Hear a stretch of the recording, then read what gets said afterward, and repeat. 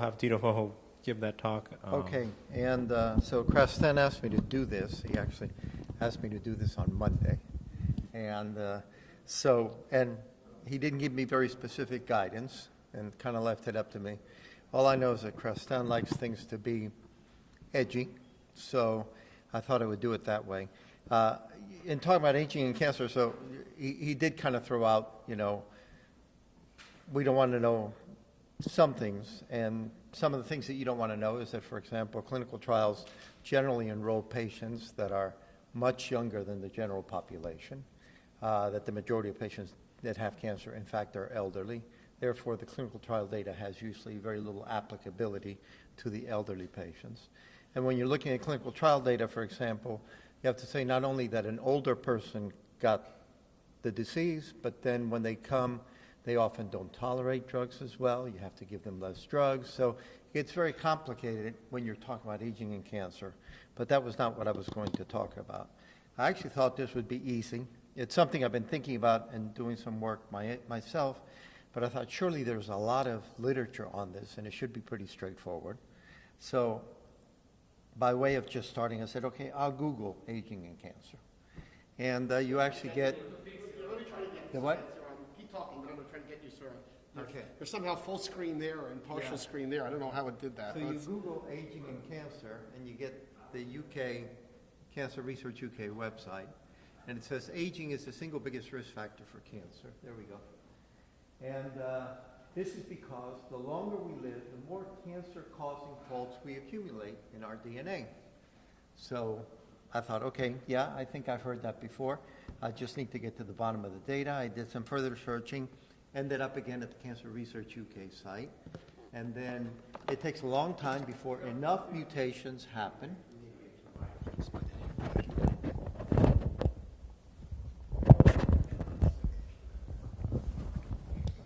Okay.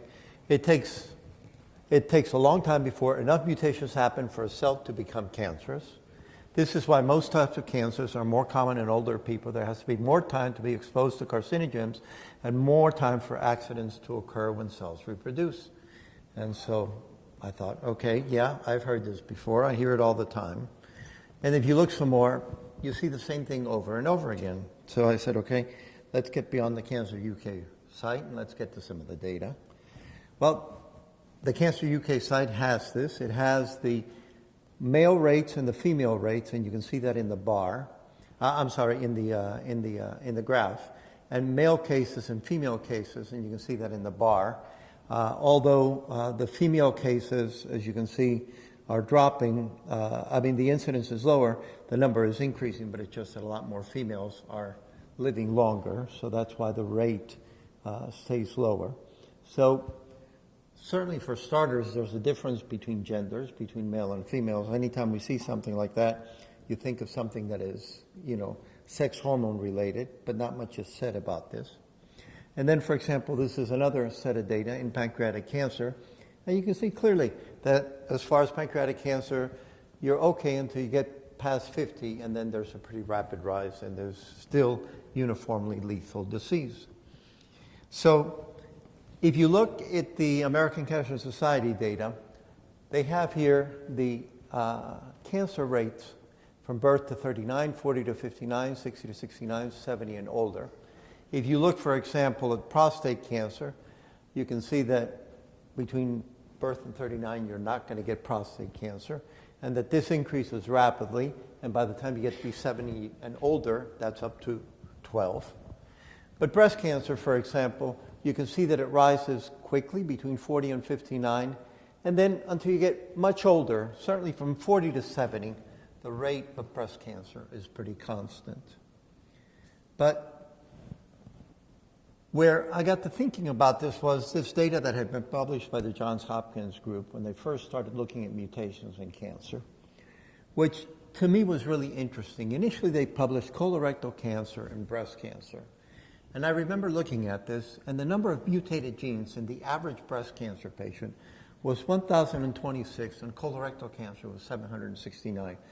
Colorectal cancer, you just think of as a cesspool of cancer. I mean, it's sitting there exposed to every carcinogen you could imagine. And breast cancer, you wouldn't think that that is happening. And the rate was so much greater in breast cancer than in colorectal cancer. And in a subsequent analysis, which is where this data come from, one they had curated data further, they got the same result. And you have here brain, colorectal, pancreas, and breast. Now, this is unfortunately the sort of data that at this point I have to work with. I'm going to get to this in the next couple of weeks because I'm just going to go find the data that is out there available and look at this more directly, but I'm going to show you some data of that nature in a second. But here you have brain cancer, and brain cancer occurs on average at the age of 57. Breast cancer, the median age is 61. Rectum, colorectal cancer is 68, and then pancreatic cancer is 71. But you can see how much earlier breast cancer occurs in general than colorectal cancer, 7 years, not a trivial amount of time. And yet, it has, although it comes earlier in life, 30 to 40% more mutations. So this speaks to the unlikelihood that it's just that you're accumulating mutations. If you were, you would think by the time the average woman with breast cancer got breast cancer, she would have fewer mutations than the average patient with colorectal cancer. Now, of course, this doesn't address the fact that breast cancer and colorectal cancer are two totally different cancers. And for example, if you look at thyroid cancer and the median age at diagnosis is 50, and then you go to the cosmic database that has the number of mutations in thyroid cancer, in percent are the number of mutations for any given genes, you can see that thyroid cancer is a relatively simple cancer. It has mutations in BRAF in 50% of patients, but otherwise you don't find very many mutations in thyroid cancer. So that really begins to speak to age is probably not so important as far as mutations are concerned, and also that you have to consider the different cancers. But again, I come back to the fact that I consider colorectal cancer to be a more complex cancer than breast cancer, although in terms of mutations, it doesn't appear to be that way. So I think you start to come to the conclusion that it can't be so simple and that it can't have to do all that much or very much with mutations. But it's incontrovertible that the older we get, the more mutations, the more cancer that we get, and that's a large number. Now this is some data, I literally got it an hour ago. These are patients with adrenocortical cancer, which I treat at the National Cancer Institute. These are 36 patients from the age of 32 to 72, so a 40-year span. This is the number of mutations in their tumors. And you can see that there's no correlation here with age, okay? And I'll have to do a lot more analysis, but this ends up a relatively homogeneous population because they all came to the NCI after having had a recurrence of their tumor, and they usually have widespread disease. So it's not that we've got someone here that had pretty benign disease and then this one was really aggressive. All of these have presented with widely disseminated metastatic disease, so they all have bad biology. But even bad biology, you can have as few as 50 mutations or as many as over 1,000 mutations. And by the way, that one with over 1,000 has been alive for 9 years with metastatic disease. So it's not even telling us all that much about the biology of the tumor. So it can't be mutations, is what I would say at this point in time. Someone can come up with data to show me. Why not? So if not mutations, then what? So last night, knowing Krausen likes edgy stuff, I said to my wife, who's also an oncologist, I said, well, we got to come up with a catchy name for this. So, what could be causing more cancers? What's another possible explanation that one could think of? And I've been talking to Jerry just an hour before all of this, and I had some things in mind. But actually, this is something we've been thinking about for a long time. So we came up with a name, Epigenetic Fatigue. And I just thought about it, and, if it's not genetic, it's got to be an epigenetic cause. And genetic is mutations. And I think, it's good to put your hand on a mutation, and the epigenetic changes are so much more soft and so much more subtle Okay, what? How do you know it's the offense rather than the defense? Maybe it's our immune system. Wait, epigenetic fatigue, but I haven't said where epigenetic fatigue occurs. Okay, right, exactly. So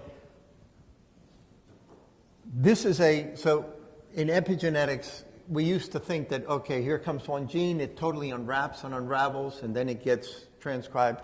It turns out that it's a lot more important than that. And you can see here the chromosome territory, and a lot of it is clustered.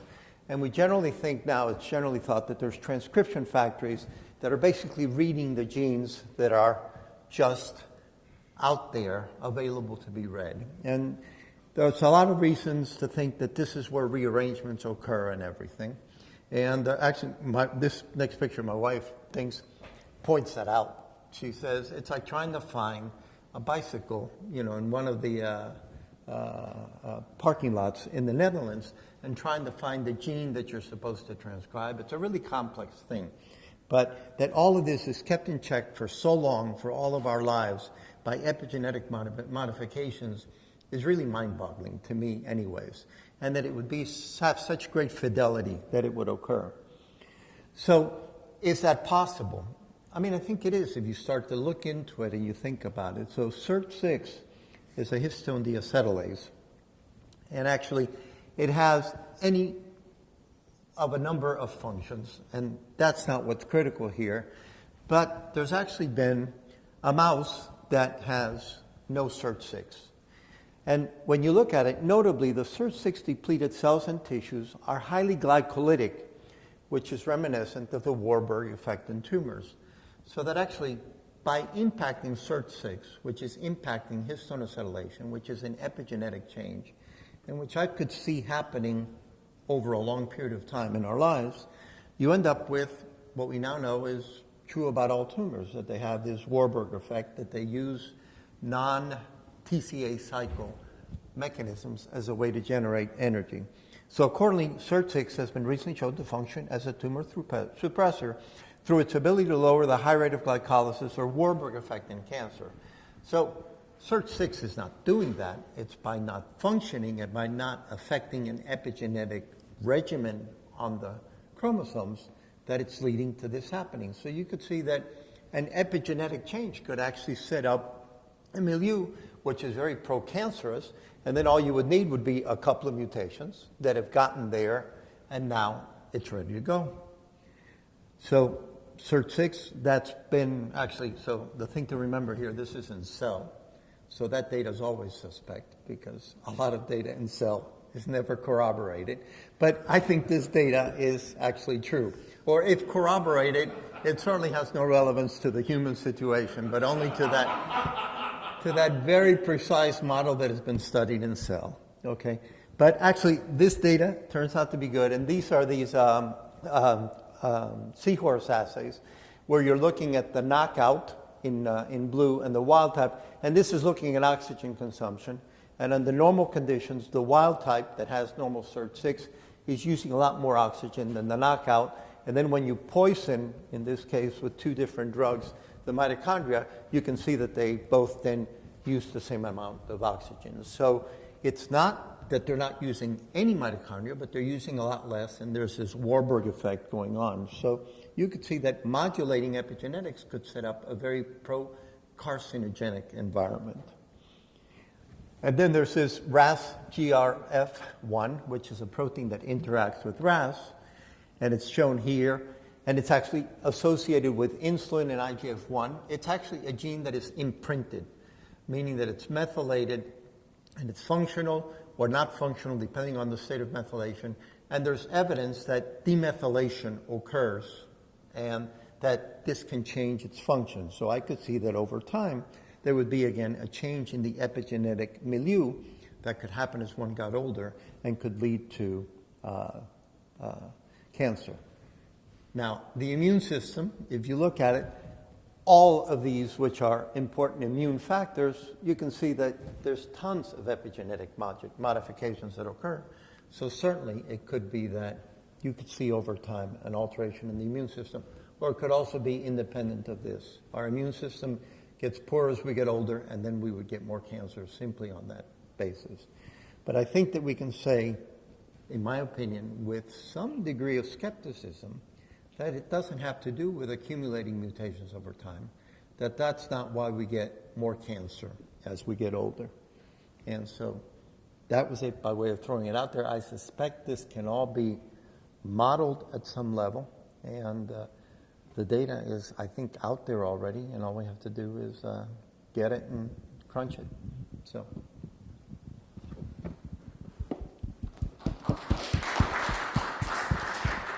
Don't know if that's quite what you wanted, Preston, but that's what you got. No, you're a troublemaker, all right. No, so let's suppose this is a correct idea. It's easy to check. You do a sequencing study of populations and comparing the young population with the old one, and if these particular bad genes aren't Properly modified. You betcha. Then, Right. or they had to have been modified when the person was young. Mm-hmm. Right.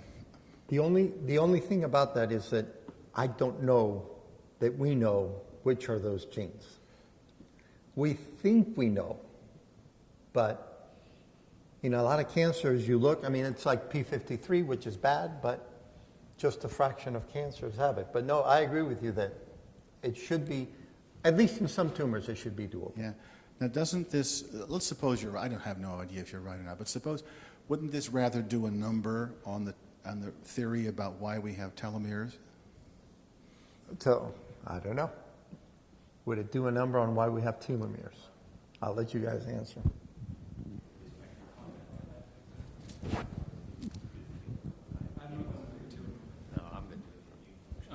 So I think that is a very interesting idea. It implies that within the 1,000 mutations that you find in a colorectal tumor that has lost nonsense-mediated decay, that all of those mutations are actually meaningful, which I think we know by now that there are many bystander mutations that are, if you sequence a large population, there are reoccurring mutations that are predictive of at which stage this tumor is, and this is maybe in a colorectal tumor, maybe 20. So I'm not saying that the others don't have a contribution, but they are not as easy to attribute. With the epigenetic changes, I think that's a very good idea, but it will be held up against the same problem that we will have to generate hypotheses and test hypotheses of what they are actually meaning and developing a readout. So I think that this is a little bit polarizing in the sense that implying that all of these 1,000 mutations have to have a function is, I think, not really correct. So I was going to talk about the immune issue in senescence and telomeres, but before I do that, I want to comment on what Dirk just said, which is that most of the mutations that occur are probably what they call passenger or bystander changes, and there's only a few driver genes that are important. So we actually experimentally tested that, and we tested it in the following way. We learned how to grow normal human colonic epithelial cells. We put telomerase in them, and then we had a nice stable diploid forever growing cell, and then we decided to look at the mutational spectrum of about 400 of the mutations that occur in colorectal cancer. And we went through and either overexpressed genes or knocked them down in a variety of ways. And you would predict that of the 342, most of those would not have a biological effect on cancer progression. And it turns out half of them did. Okay, and we were using things like invasion through matrigel, so a migration assay, our anchorage-independent growth, and all these sort of things. And a lot of these fell into pathways. And the other thing is that it's not common that a typical colorectal cancer doesn't have 900 different mutations in it. It only has probably 100 or 150. Those numbers, 900 and 1,000, is the total spectrum of mutations that occur in all breast cancers, not in an individual, as far as I know. I don't think that most cancers, and you point out the thyroids were very simple, which is correct. But I think, in fact, on average, there's not more than, let's say, 150 or so mutations, and that's my understanding. Is that your understanding, too? I think that for colorectal cancer, the numbers that I remember 80. is there are 20 known common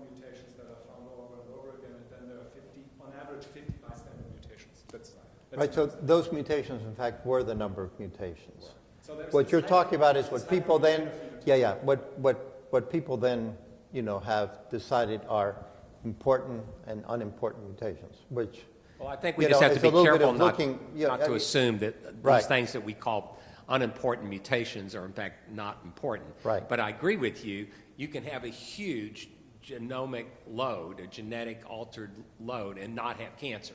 Right. There's just no question. I mean, if I hear one more time from the Vogelstein group how originally, well, let's start with Bob Weinberg. It takes 3 hits to make a cancer, which is total rubbish, as everybody knows, right? He put in T antigen and RAS and telomerase and got a tumor. But the T antigen he used affects 50 or 100 genes, okay? So that we can put that under the table. And then we go through the Vogelgram, which originally it was like 3 to 5, then it was 5 to 8, now it's up to 15. So it's a moving target how many mutations you really need to have over a lifespan. And to me, again, I showed this little cartoon this morning, it would be very easy to imagine that if it takes a lot of very important epigenetic and genetic changes to make a cancer, you could easily run out of telomeres before that happens, and that would be a very, very potent break on the development of cancer. And that may be happening in lots of people. In fact, Judith Folkman is a big angiogenesis switching person, actually believed that the reason why most people don't get cancer is because they can't activate the vascular endothelium to come feed the emerging tumor. But tumor is, the size of your little finger. It has to have a blood vasculature or it doesn't grow. And he said the evidence for that was very easy. He said that he's got the evidence from prisoners who died for whatever reason. And the laws of most states say if a prisoner dies in prison while he's incarcerated, they have to do an autopsy on him. And a lot of these prisoners were in their 40s and stuff like that. And almost every one of them had carcinomas in situ. Okay? Doesn't matter. If you're age 40 or older, you've probably got some cancer cells already in you. They just haven't gotten the trigger to either create an angiogenesis response, or maybe they're sitting there with short telomeres and they haven't figured out a way to turn on telomerase and things like that. So I think those are all possibilities that this mutational load is doing something, but it doesn't become an invasive, aggressive tumor until I think your immune function really drops off. And I think that there are data, and somebody here, the biologist, can correct me. I remember Rita Efros, who studied hematological aging. She looked at all the different blood cells, the different types of T cells, and this and that. And she said that there's a thing that she calls immunological space, and I don't know what that means. It means you can only have so many cells, and that if you accumulate certain populations of cells that become senescent, they actually take up that immunological space. They're senescent cells sitting around in your system. So you have probably a reduced immune response against that cancer. So as much as I would like a unifying, we're switching from aging to cancer here a little bit, but the reality is I would love for there to be a unifying cause of cancer, but I suspect it's genetic, it's epigenetic, and it's probably not a cell autonomous thing. It's going to be cell stroma interactions, and it's going to be in inflammatory cell reactions and things like that. So I think it's a great idea, and I think John showed data about epigenetic heterochromatin changing with age, and I think that that's on the table. But like Dirk said, it's very difficult to study those down to cause and effect relationships. That's the reason. It's easy to do sequencing and find a change, and you can just say, gee, we know about genetics, right? We've been doing this in model organisms forever almost. But it's really difficult to say, gee, if we've lost a methyl group in the promoter of telomerase, now you turn it on, now cancer cells can grow forever. And that's true, but it's controversy if that's really a mechanism or not. So anyway, that's enough ranting on. I think that there's lots of food for thoughts on this, and I can even tell you some more interesting things about chromatin looping and things like that, but we might save that for tomorrow since it's getting on the late side. Actually, I didn't need that. Well, you should. Does epigenetic mean? You didn't because we want to record it. I'm not an expert. Does Yeah, thanks. Does epigenetic just mean not genetic? Yeah. I mean, not genetic, but on the chromosomes or on the DNA. It can be modification of the bases, such as methylation of a base, or it can be modification of the histones that, no longer wrap the chromosomes, but that the DNA wraps around. Broad enough? Is a big tent that, like some damn thing that happened in the control machinery of the cell? Is it that broad, or just mean those two little things? I mean, those two little things, but those are those two big things. I know they're big Yeah, things. I just right. wanted to find No, out how. yeah, It's right. just an etymology question and how big the tent is. That's all. Yeah, right. If one might read the sort of cancer literature, the reason this mutational, accumulation picture got some favor was not just because it sounds good on the website, but because there was some computation of this 2-hit and 3-hit model that was claimed to some extent agree with the data.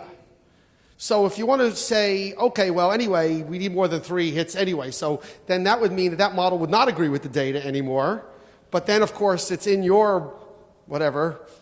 You have to come up with some way in which this epigenetic fatigue or something like that, some measurement you would make on epigenetics or the immune system that would make some quantitative prediction about the data to replace that hit model.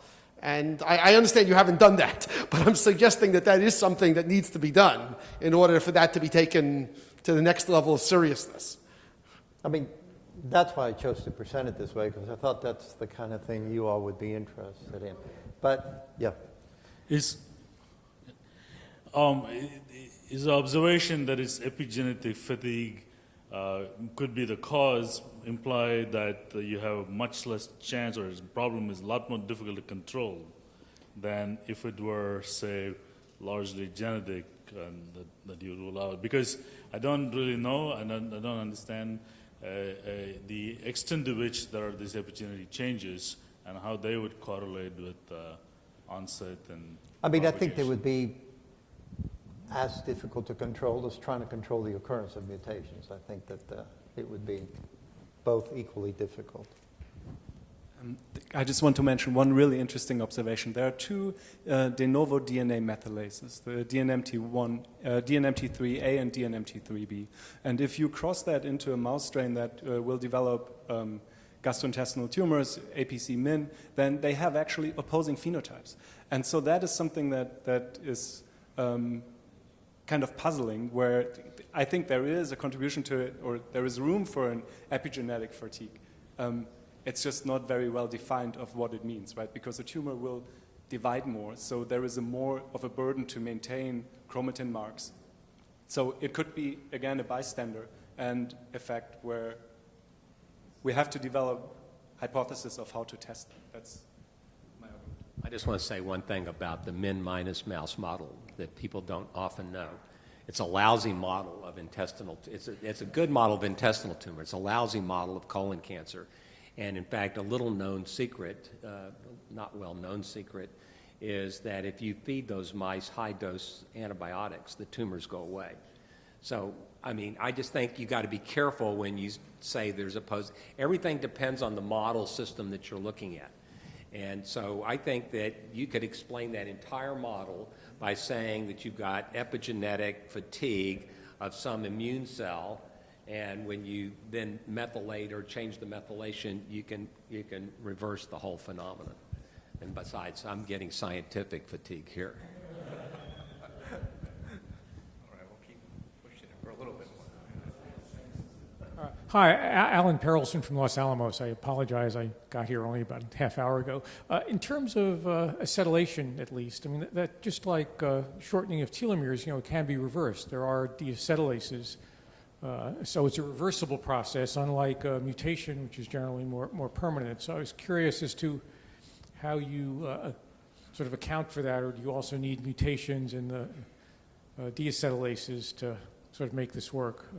And just a comment also about the immune fatigue.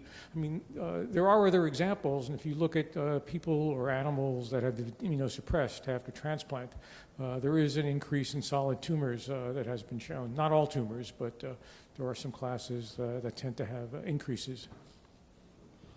Yeah, That's so been used as support for, quote, an immune surveillance hypothesis, which goes back 20 or 30 years at least. But I'm curious yeah, about I the mean, permanence I of these don't see epigenetic changes. epigenetic changes as, and maybe you're not suggesting that, but that's the way it came across to me, as pliable or as, fleeting as you might think. So genes that are, quote, imprinted, and there's some 80, 90 genes that are known to be imprinted, are basically, silenced or turned on forever. I mean, and the one you got from your dad is affected one way, and the one you got from your mother is affected the other way.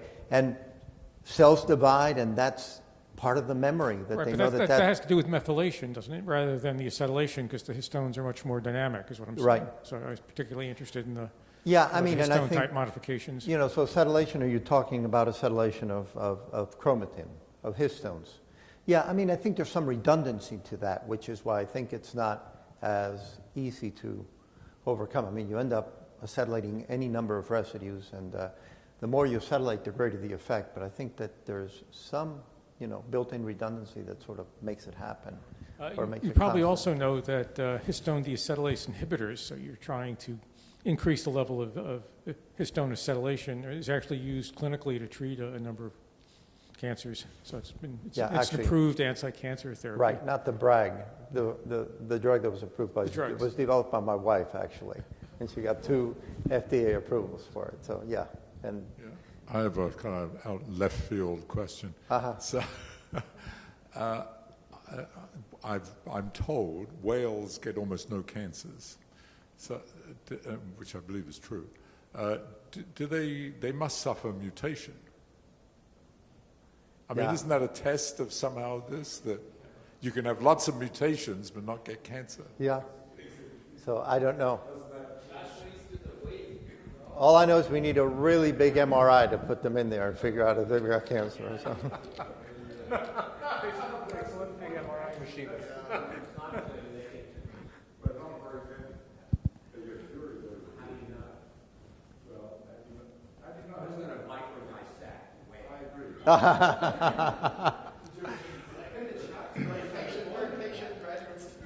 Yeah. Or they certainly could tolerate a pretty big tumor before they were. What? That's wrong too. That's another. These are all old wives' tales. They said because cartilaginous fish, and it started a whole lousy industry of cartilage injection and all this. None of that works, and sharks do get tumors.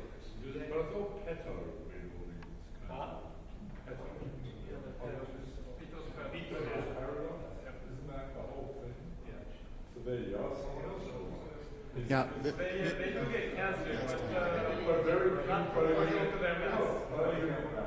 Yeah. They get much less than Yeah. you do. And mice get many more. But they all suffer the same kind of mutation. You make the same argument with naked mole rats, right? That's pretty well established. Well, yeah, They don't get cancer. but they live in the dark. They don't get exposed to Yeah, UV. no, that's right. The mole rats. Yeah, mole rats are. We were going to have But same with elephants. Same argument goes with elephants who are exposed to UV.